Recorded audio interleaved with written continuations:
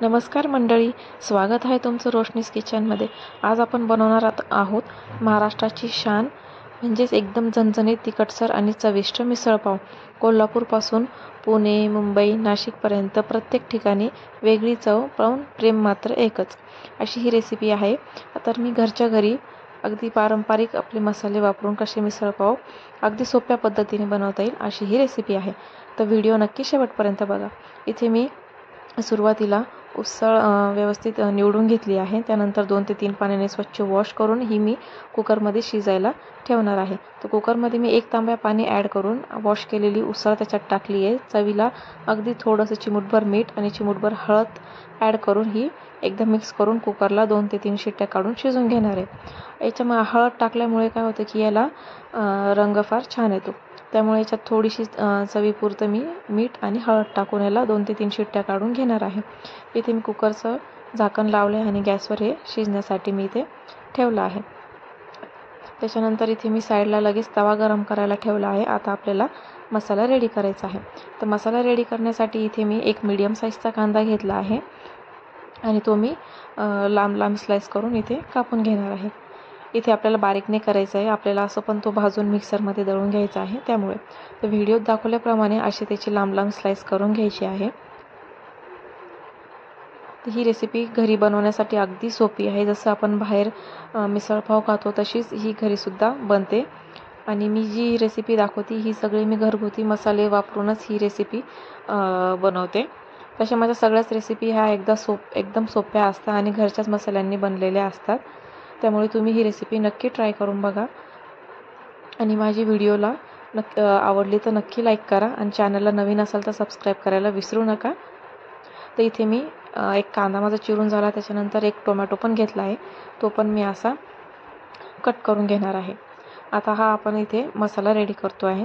त्याच्यानंतर इथे मी भाजलेलं खोबरं घेतलं आहे। खोबऱ्याचा मी अर्धा तुकडा घेतला आहे, तो पण असा कट करून घेणार आहे व्हिडिओत दाखवते त्याप्रमाणे। आपल्याला इथे खोबरं जास्त टाकायचे नाही आहे, त्याने काय होते की खोबऱ्याची चव जास्त लागते। तर इथे माझं खोबरं पण कट करून झालं आहे। त्याच्यानंतर इथे मी लसूण पाकळ्या घेतल्या आहे, 10 ते 12 इथे लसूण पाकळ्या घेतल्या आणि छोटासा आल्याचा तुकडा घेतला आहे।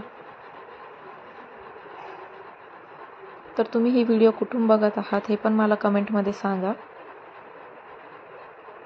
आणि मिसळपाव म्हटलं की सगळ्यांनाच फार आवडतं, त्यामुळे घरी पण सुद्धा ही अगदी 10 ते 15 मिनिटात बनणारी रेसिपी आहे।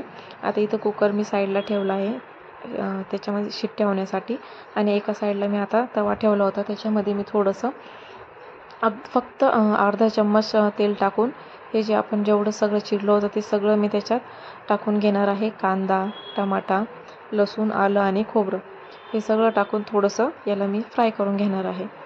थोडंसं कांद्याचा कलर गोल्डन ब्राऊन होस तर असं आपण थोडंसं इथे फ्राय करून घ्यायचं आहे। तर तुम्हाला अजून कुठली व्हिडिओ बघायला आवडेल हे पण मला तुम्ही कमेंटमध्ये नक्की सांगा। तर इथे माझा मसाला थोडासा भाजला गेला आहे, मग मी त्याला एका साईडला करून आपला सगळं जेवढा खडा मसाला आहे तो पण इथे मी टाकून घेणार आहे। जेवढा सुका खडा मसाला असतो तेवढा। तर इथे मी 2 चम्मच धने घेतले आहे, त्याच्यानंतर 2 तेजपान घेतले आहे, 1 दगडफूल, 1 दालचिनीचा तुकडा, इथे 2 ते 3 लवंग आणि 2 ते 3 मिरी पण मी इथे टाकल्या आहेत। हे सगळं आपल्याला टाकून व्यवस्थित मिक्स करून घ्यायचं आहे। हे पण आपल्याला भाजायचं आहे तव्यावर आणि सगळं आपल्याला मस्त एकत्र दळून याची बारीक पेस्ट करून घ्यायची आहे। तर इथे मी जिरं पण टाकलं आहे। आपले जेवढे खडे मसाले आहेत तेवढे आपल्याला इथे सगळे ॲड करून घ्यायचे आहे। आता हे सगळं भाजल्यानंतर याच्या वरतून मी 2 लाल सुक्या मिरच्या टाकल्या आहेत। तुम्हाला हवं असेल तर तुम्ही या सुरुवातीला पण टाकू शकता भाजण्यासाठी, पण या मी नंतर टाकल्या आहेत, नंतर ॲड केल्या आहेत। तर असा इथे माझा मसाला सगळा भाजला गेला आहे। मी गॅस बंद करून याला 2 ते 3 मिनटं गार होण्यासाठी ठेवलं होतं। तर हे सगळं आपल्याला मिक्सर जारमध्ये ॲड करायचं आहे आणि त्याच्यानंतर वरतून थोडीशी कोथिंबीर पण टाकून आपल्याला याची एकदम बारीक पेस्ट करून घ्यायची आहे। लक्षात ठेवा आपल्याला इथे पाण्याचा वापर करायचा नाही आहे, पण जर अगदीच गरज पडलीच तर फक्त 2 ते 3 चम्मच इथे पाणी ॲड करायचं आहे, जास्त नाही ॲड करायचं। तर इथे मी कढई ठेवली गॅसवर। कढईमध्ये मी इथे 2.5 ते 3 चम्मच तेल ॲड केलं आहे एक गोष्ट लक्षात ठेवा का आपल्याला कुठलीही गोष्ट जर असं झणझणीत वगैरे करायची असेल किंवा तरीवाली करायची असेल तर तेल थोडंसं जास्तच टाकायचं. मग तेल तापल्यानंतर इथे मी 7 ते 8 कढीपत्त्याची पानं टाकली. त्यानंतर जे वाटण आपण केलं होतं, जो मसाला आपण दळला होता मिक्सरमध्ये, तो मी याच्यात ॲड करून हा व्यवस्थित मिक्स करून घेणार आहे. आता एक गोष्ट लक्षात ठेवायची, इथे आपल्याला मसाला जो आहे ना तो पूर्ण व्यवस्थित फ्राय व्हायला पाहिजे. तर तुम्ही बघू शकता इथे साईडलाच आपली उसळ पण शिजून रेडी आहे. तुम्हाला मी दाखवते आपली उसळ शिजली आहे. हे बघू शकता तुम्ही व्हिडिओमध्ये, अशी आपली उसळ पण शिजली आहे. तर इथे मसाला शिजायला 5 ते 6 मिनटं लागले आहे. आपल्याला हा मीडियम टू लो फ्लेमवर शिजवायचा आहे आणि कंटिन्यू मिक्स करत राहायचं आहे, खाली चिटकायला नको त्यामुळे. तर इथे मी पाव चमचा हळद, अर्धा चमचा लाल मसाला, अर्धा चमचा गरम मसाला आणि 2 ते 2.5 चम्मच काळा मसाला ॲड केला आहे. तुम्हाला कुठपत तिखट पाहिजे तेवढा इथं ॲड करायचा.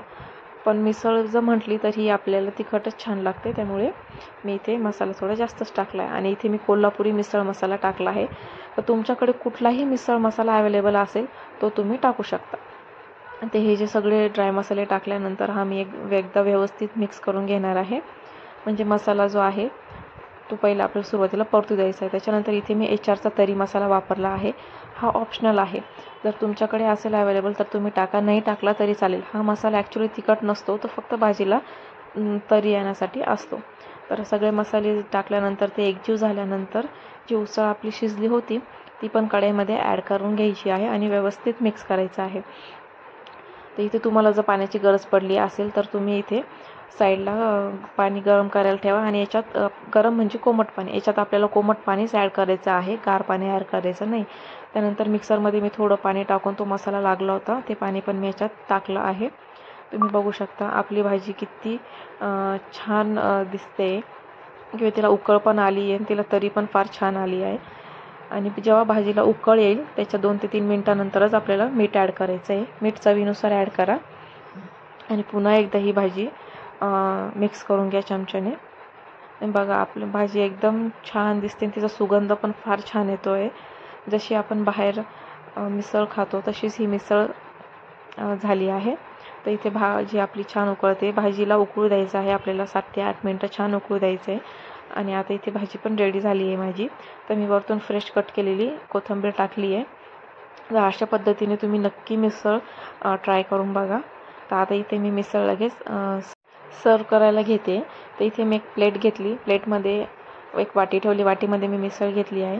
साईडलाच लगेच ही मिसळची शेव भेटते बाहेर कुठल्याही दुकानात किंवा बेकरीमध्ये तुम्ही घेऊ शकता. त्याच्यानंतर कांदा, कोथिंबीर आणि लिंबू हे सगळं कट करून घेतलं आहे आणि पाव. तर मस्त लिंबू आपल्याला मिसळमध्ये पिळून घ्यायचं आहे. तुम्ही नक्की रेसिपी घरी ट्राय करून बघा. वीकेंड आहे तर आता नक्कीच ट्राय करा. वरतून लगेच कांदा, कोथिंबीर कट केलेला टाकायचा आहे आणि मिसळची शेव लगेच टाकायची. मस्त आपला मिसळ पाव इथे रेडी आहे. व्हिडिओ कशी वाटली नक्की मला सांगा. व्हिडिओला लाईक करायला विसरू नका, चॅनलला सबस्क्राईब करा.